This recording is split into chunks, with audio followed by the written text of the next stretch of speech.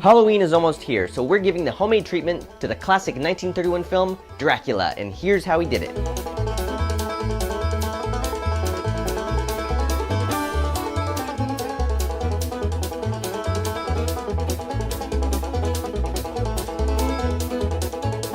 Welcome. Transylvania down the street. Please, come join me. Vampires are super popular right now. They have been for the past several years, but you can't think of vampires without thinking of Dracula. He's the one that started it all in this film as played by Bela Lugosi. So to cast our main character of Dracula, we reached out to Homemade Movies veteran Chris Singer. Now he's played a lot of different roles for us. This time we used his bald head to our advantage because Dracula has very slicked back hair. Rather than trying to get a wig, we haven't had a lot of luck with wigs that go back and stay really tight like that. They're usually a mangled mess. We decided to just paint the hair directly onto Chris's head. And I started by drawing out the lines and kind of giving it a little feathered kind of hairline look. And then to fill in the rest of the space, we used this black hairspray stuff that we use. Usually it's for changing the hair color of somebody, but this time it went right on his head and it looked pretty darn good once it was all in place. That is perfect! Dude!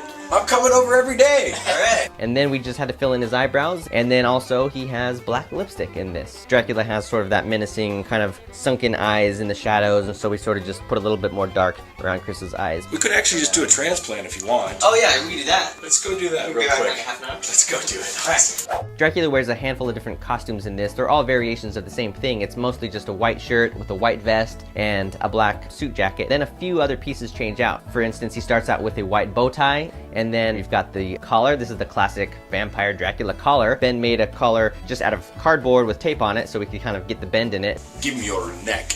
I will sink my teeth into it. So we just taped it right to the back of the suit and then kind of used one of our Batman capes as the cape. And then later on, we can switch out the white bow tie for the emblem that Dracula wears. This is classic. This is made out of a piece of cardboard, and it has like a penny in the middle, and it has some little plastic stars around the sides and painted it gold, and then just attached it to some pieces of tape so it could hang around his neck. You might not see it up close, but he is wearing a monocle around his neck, so that's just like a thin piece of string with a little monocle at the bottom. And also in a couple shots, he's got his long, creepy nails. So we just used little pieces of masking tape and kind of cut them into the pointy nail shape and stuck them right onto Chris's fingers. Now, they're blue in real life. Blue, the color of the blood before it comes out and meets the oxygen. But we knew that this is all going to be in black and white, so it didn't matter actually what color they were. We're just going for the right shade. So Ben did some experiments with different colors of tape. We've got duct tape, or do we use white? Do we use black? You know, what is the right tone? I think the blue.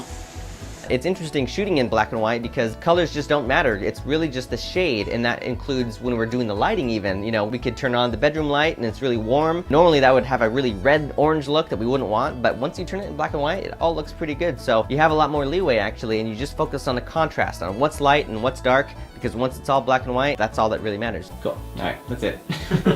Speaking of black and white, we called upon our go-to black and white actress, Eden. She was in our Psycho scene, and she has a great classic look for these kinds of old movies. So she plays a handful of different ladies in this. So it's just a matter of, okay, in this shot, put your hair up. In this shot, your hair's more down. In one shot, she wears a brown wig and lays on the ground. So she just kind of filled in for everybody. One shot, she's supposed to get carried by Dracula, but for that, we decided to go with a dummy. So we just made sort of like a pillow with a dress on it and some sock legs, and then used a little mannequin head and put a blonde wig on it. I can't really work with this kind of a performer. She's not giving me anything to work with here. That way, Chris didn't have to actually try and carry Eden around, so it's really just him carrying a dummy in that shot. Somebody find this woman a hospital. Oh. And she's dead. What happened? He decapitated her. Dracula. She has no blood. So also in this trailer is Renfield. Now that's Dracula's crazy buddy who has some big crazy eyes. So we reached out to an actor friend, Ari, who totally nailed this role. He really got the crazy bug eyes down pat. There's one really funny shot that takes place on the couch with Eden and another random guy. He's only in this one shot, so we had an actor, Joe, come in. Now, this is an old movie, so there's some of these moments that it's the big, cheesy overacting that was fine for the time, but we find really funny now. Dracula? What's he done to you, dear? Tell me. So we're all cracking up at this scene. That's a great face. And so they really nailed these over-the-top performances. I can dress myself. My First Dress by Milton Bradley. There are 3 very particularly long takes in this trailer too, and they're really funny and they have great performances, but getting the timing down was really tricky. And we've done this so many different times now in homemade movies, but we came up with a new system this time to really try and get the timing perfect. We broke out those individual clips and put a little timer at the beginning so it could go, 1, 2, 3, go. We know exactly where the start frame is. and then we can try rehearsing it along with the actual playback over and over, along with like a beep track, so we could kind of memorize the seconds, and I wouldn't have to call them out manually like I normally do. Something so incredible. I forgot the lines, but it was incredible. So the first really long one that we tried has Van Helsing in it, and I play him, so we just sprayed my hair gray for that and wore a suit. Now this jewelry box that we made was just made of cardboard, made sure it had the top that opened, and put some little legs on there, the little bits of straw, just some tape for a hinge so it opens, and then drew some little decorations on there and some little details. We needed to make sure it was sturdy because Dracula had to knock it out of my hands, and we knew we were gonna have to do this take lots of times to get it right, so it actually, surprisingly, stayed intact. It didn't break at all. And we did the same thing for that shot on the couch with Joe and Eden, where we played it back. They could just say the lines along with the playback. Show us this at once. And then when we feel like we've got it, and we've got all the motions and the movements and all the little details, then we go with the silent version so I can watch the playback along with the performance and make sure everything is lining up. That way there's no guessing. Alright, nice. And the third shot that we used this technique for was when Renfield is talking about all the thousands of millions of rats. And Ari totally nailed his performance, but it's more than just performing it in a funny way. You really got to get the timing down. So he really memorized all the spacing of the lines and how to say it and where to move his hands. And then I'm in that one as Van Helsing. Again, I just kind of stand there and I don't move. And then Bosco actually plays the funny guy in the background with the mustache. We called him PJ's guy because he looks like he's in his PJs. Might be a lab coat. He was supposed to be the tallest one in the scene too, so I'm actually crouching down lower, and then Ari is pretty tall, so he's crouching down even lower just to make sure that Bosco as PJ mustache guy is the tallest one in the shot. It's me, Mario!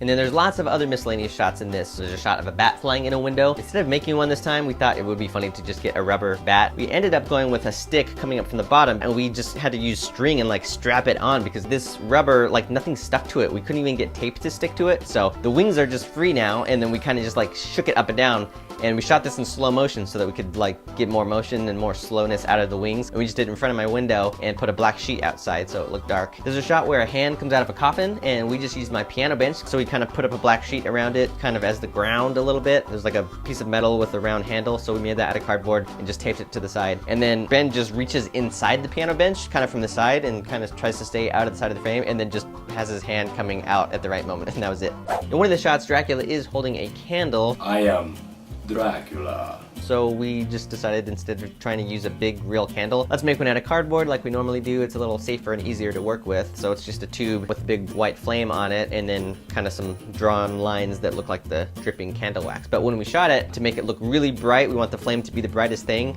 and kind of make it flicker. We just stood off screen with a flashlight and kind of just flickered a bright flashlight right at it. We used the flashlight again too for another shot with Dracula because the lighting is really specific in this. Another one of these old-timey tricks, they used to do this a lot in old movies, was where they would just light someone's eyes for a really dramatic effect. So the best technique we came up with was just using literally 2 flashlights and just pointing them right at Chris's eyes. There is a shot of 3 ghoulish ladies in dresses walking through the catacombs that we just shot here in the house, and found kind of like the archway between my dining room and living room, and figured that looks kind of like catacombs. But for those 3 ladies, it's actually myself and Ben and Bosco wearing dresses. Bosco, can you zip me up? Yeah, hold on, sweetie.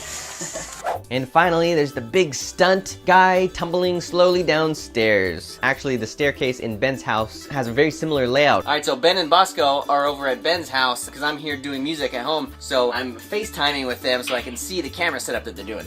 The guy really does tumble down slowly, so we figured this is gonna be perfectly safe. Ben's really good with stunts as it is, but it's such a slow tumble, it's hilarious. So he pulled it off. He managed to not break his neck or break his leg, but if he had hurt himself, you know, I was not on the premises. That was my plan all along.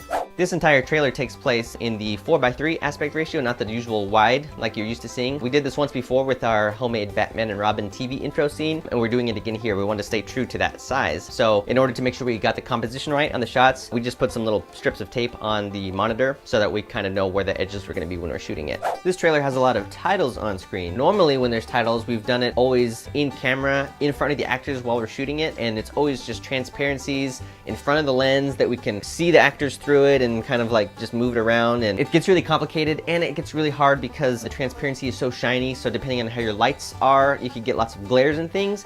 So in this one, we wanted to try something different that was still homemade. So I've got each individual shot separated out so I can play it on a loop on the big monitor here, and then I've got the camera pointed directly at it. So all I have to do is lift up each individual title into the corresponding shot, and that's how they're going to overlay onto the shots. And I'm matching it with the original timing, whether it's going to slide in from the bottom or slide in from the side or whatever, so I'm trying to get the timing just right. So in the end, it's kind of a fancy trick, but hey, it's still hand-drawn and it's still entirely in camera, so what more do you want from me? This trailer also has a really funny voiceover over the whole thing. It's super old-timey, so I did the voice for this. Old-timey trailer voice. The original terrifying story of a maniac took the form of a vampire bat and lured innocent girls to a fate truly worse than death. Something like that. There's a pretty elaborate music score that goes through this whole thing too, so once again, it's me just using my voice, doing layer after layer, trying to get all the different sounds. So that's how we made our homemade Dracula trailer. Cue that montage.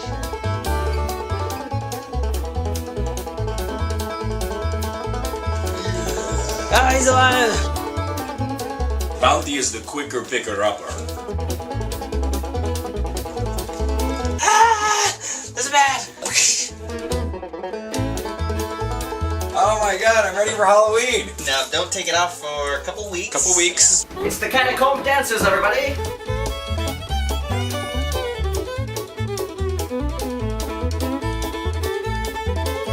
Oh, boy. Yeah.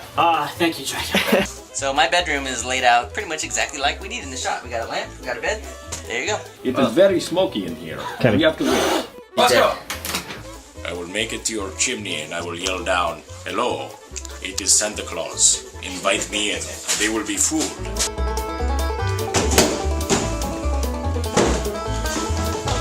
Well, let me know if you have any other questions on how we made it, and I'll answer back in the comments, and come back to Cinefix for more homemade movies.